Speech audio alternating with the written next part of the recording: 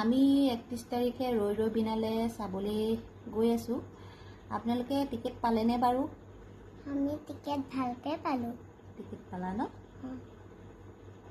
আৰু টিকেটৰ দামবোৰ বঢ়াই আছে বুলি শুনিছোঁ। আচলতে সেইটো কৰিব নালাগে। জুবিন দা থকা হ'লে চাগে এনেকুৱা হ'বলৈ কেতিয়াও নাপালে হয়। আৰু টিকেটৰ দামবোৰ আচলতে বঢ়াব নালাগে। সকলোৱে চাবলৈ পাব লাগে চিনেমাখন ন। মানুহে টিকেটৰ দামটো বঢ়াই মানুহে বেয়া কৰিছে আকৌ। জুবিন ইমান 1000 টিকেট লগাব লাগেনে? জুবিন মামা যদি আছিলেহেঁতেন এইবোৰ কেতিয়াও হ'ব নোৱাৰিলেহেঁতেন।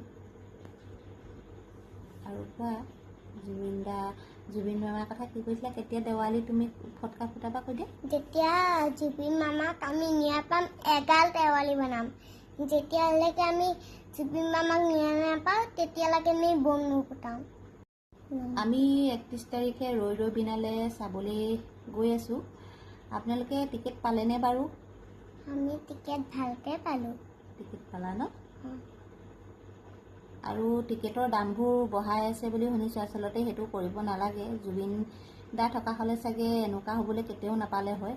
আৰু টিকেটৰ দামবোৰ আচলতে বঢ়াব নালাগে। সকলোৱে চাবলৈ পাব লাগে চিনেমাখন ন। মানুহে টিকেটৰ দামটো বঢ়াই মানুহে বেয়া কৰিছে আকৌ।